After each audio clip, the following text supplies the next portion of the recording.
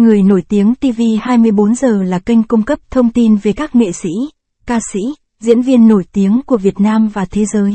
Hãy đăng ký kênh của chúng tôi để cập nhật tin tức nhanh nhất trong 24 giờ. Phùng Thiệu Phong và Triệu Lệ Dĩnh cùng nhau chăm con trong bệnh viện khiến ai cũng khâm phục mặc dù họ đã ly hôn nhưng vẫn có trách nhiệm chung. Trên sân khấu kỳ lạ của làng giải trí, tình yêu và hôn nhân của Phùng Thiệu Phong và Triệu Lệ Dĩnh đã từng là một câu chuyện đẹp. Vào tháng 10 năm 2018, cả hai chính thức tuyên bố kết hôn và vào tháng 3 năm 2019, con trai của họ Tương Hương chào đời. Hạnh phúc dường như đã trong tầm tay.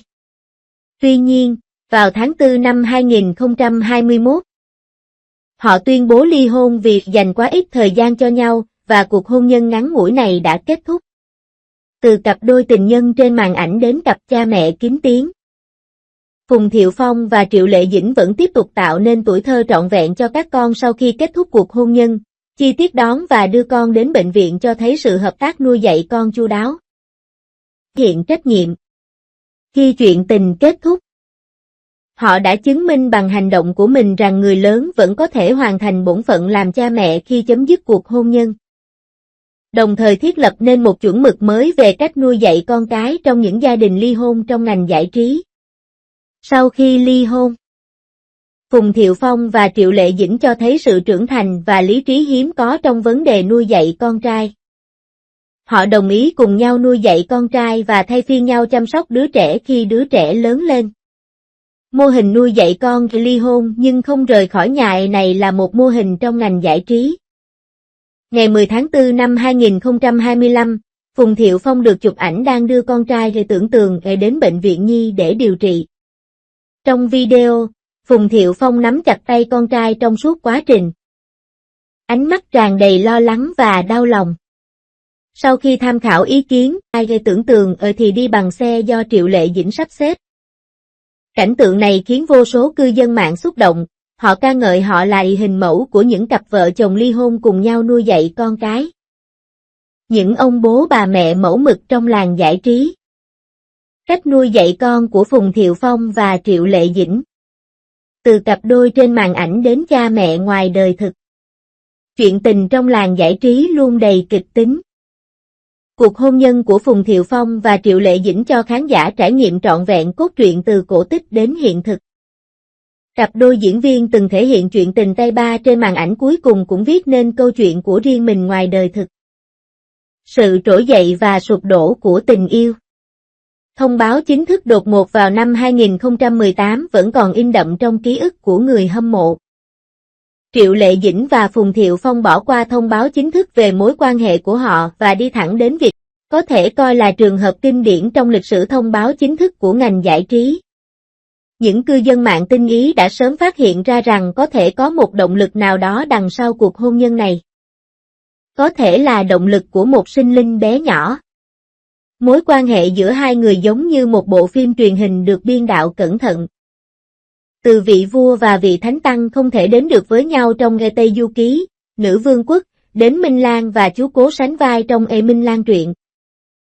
Cho đến những cặp đôi nổi tiếng kết hôn ngoài đời thực, câu chuyện của họ đã thỏa mãn mọi trí tưởng tượng về tình yêu đẹp đẽ của khán giả.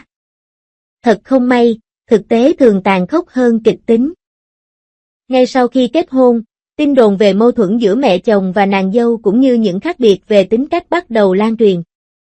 Vào năm 2021, cuộc hôn nhân kéo dài chưa đầy 3 năm này đã kết thúc, khiến vô số người hâm mộ con sau khi ly hôn. Tin tốt là mặc dù cuộc hôn nhân đã kết thúc, cả hai đã thể hiện sự hiểu biết ngầm hiếm có về vấn đề nuôi dạy con cái. Gần đây, một số cư dân mạng phát hiện Phùng Thiệu Phong đưa con trai đi khám bệnh tại bệnh viện Nhi ở Thượng Hải, sau đó phát hiện đứa trẻ đã được chuyển lên xe của Triệu Lệ Dĩnh. Chi tiết này minh họa một cách hoàn hảo cách cặp đôi đã ly hôn này vẫn duy trì mối quan hệ tử tế với con cái của họ. Trong ngành giải trí, nơi danh vọng và tiền tài ngự trị, rất hiếm khi các ngôi sao duy trì được mối quan hệ nuôi dạy con tốt sau khi ly hôn. Sau khi hầu hết các cặp đôi nổi tiếng chia tay, con cái của họ thường trở thành con bài mặc cả hoặc hoàn toàn được giao cho người lớn chăm sóc. Tuy nhiên, Triệu Lệ Dĩnh và Phùng Thiệu Phong đã chứng minh bằng hành động thực tế rằng ly hôn chỉ là sự kết thúc của mối quan hệ hôn nhân, chứ không phải là sự cân bằng giữa sự nghiệp và gia đình. Sau khi ly hôn, sự nghiệp của Triệu Lệ Dĩnh ngày càng thăng tiến. Từ Kevin Blau in Pinellia đến The Happy Totten Thousand Home. Cô đã liên tục vượt qua chính mình và hoàn thành những màn biến đổi tuyệt đẹp hết lần này đến lần khác. Phùng Thiệu Phong dường như đã dành nhiều tâm huyết hơn cho gia đình mình. Mặc dù sự nghiệp diễn xuất của anh khá im ắng, nhưng anh chưa bao giờ vắng mặt trong việc làm cha mẹ. Sự phân công lao động này có vẻ không cân bằng. Nhưng thực ra nó phản ánh sự khôn ngoan của cả hai người. Họ hiểu rằng dù sự nghiệp của họ có thành công đến đâu thì con cái họ cũng chỉ có một cơ hội để trưởng thành. Vì vậy, dù bận rộn với công việc đến đâu, cả hai đều dành thời gian để đưa con đi chơi và dành cho con tình yêu thương trọn vẹn nhất của một người cha, một người mẹ. Nguồn cảm hứng nuôi dạy trong một ngành giải trí đầy rẫy những tình tiết kịch tính. Phong cách nuôi dạy con của Triệu Lệ Dĩnh và Phùng Thiệu Phong chắc chắn là một luồng gió mới. Họ đã chứng minh bằng hành động của mình rằng ly hôn không có nghĩa là trẻ em phải chịu đựng nỗi đau xa cách cha mẹ. Và người lớn vẫn có thể tiếp tục thực hiện bổn phận làm cha mẹ trong khi chấm dứt cuộc hôn nhân. Có lẽ đây là lý do vì sao cư dân mạng vẫn tôn trọng cặp đôi cũ này. Ở họ, chúng ta thấy được tinh thần trách nhiệm và cam kết hiếm thấy trong ngành giải trí. Trong khi những ngôi sao khác bận rộn chỉ trích nhau trên mạng xã hội, họ chọn tập trung năng lượng vào điều thực sự quan trọng, mang đến cho con cái họ sự nuôi dạy yêu thương. Người mẹ đơn thân với tương lai đầy hứa hẹn. Ngày nay, Triệu Lệ Dĩnh đã hoàn thành quá trình chuyển mình từ một nữ diễn viên nổi tiếng thành một diễn viên tài năng. Sao nhãn trách nhiệm làm mẹ. Khả năng cân bằng này thật đáng ngưỡng mộ và khiến cô trở thành hình mẫu cho nhiều bà mẹ đi làm khác. Trong 3 năm kể từ khi ly hôn, cả hai đều vẫn độc thân. Phùng Thiệu Phong từng được hỏi trong một cuộc phỏng vấn rằng liệu anh có cân nhắc đến việc tìm một người mẹ mới cho đứa con của mình hay không. Anh kiên quyết nói, nghĩ mà xem. Trên đời này chỉ có một người mẹ, đó chính là Triệu Lệ Dĩnh. Phát biểu này khiến nhiều cư dân mạng thở dài rằng Phùng Thiệu Phong, người từng được gắn mác tay chơi, đã bộc lộ khía cạnh không ngờ sau khi trở thành bố. Từ sự cố hài hước khi Phùng Thiệu Phong lo lắng bệnh viện có thể đã lấy nhầm con khi con mình chào đời, cho đến cuộc sống thường nhật ấm áp của hai người thay phiên nhau chăm sóc con trai, tình cảm cha mẹ này khiến mọi người tự hỏi.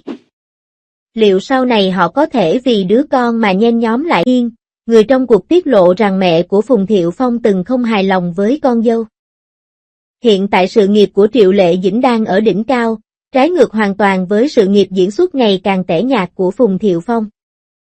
Cho dù người đàn ông kia có muốn hàn gắn thì với tình trạng hiện tại của Triệu Lệ Dĩnh cũng khó có thể quay lại. Nhìn lại chặng đường tình cảm của họ. Từ cặp đôi trên màn ảnh trong Minh Lan truyện đến cặp đôi ngoài đời thực, rồi đến khi cặp đôi nuôi dạy con tốt nhất hiện nay, mối quan hệ này khiến vô số khán giả phải thở dài. Đặc biệt là khi xem lại Knowing Your Destiny, cốt truyện từng ngọt ngào giờ đây có vẻ phức tạp hơn.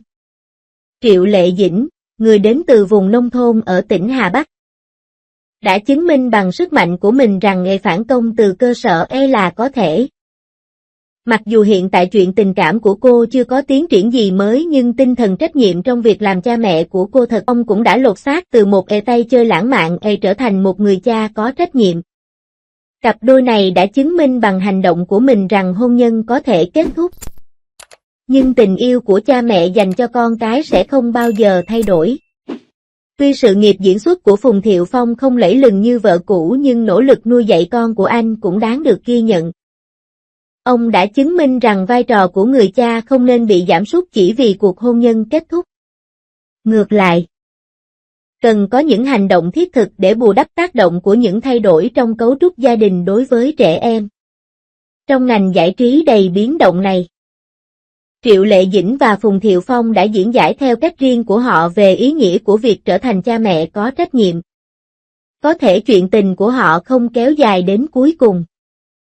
Nhưng khi nói đến việc nuôi dạy con cái, Họ đã đưa ra một câu trả lời đáng ngưỡng mộ.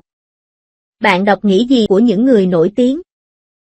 Bạn nghĩ những bậc phụ huynh nổi tiếng nào trong ngành giải trí vẫn duy trì được mối quan hệ nuôi dạy con tốt sau khi ly hôn? Hãy thoải mái chia sẻ suy nghĩ của bạn trong phần bình luận.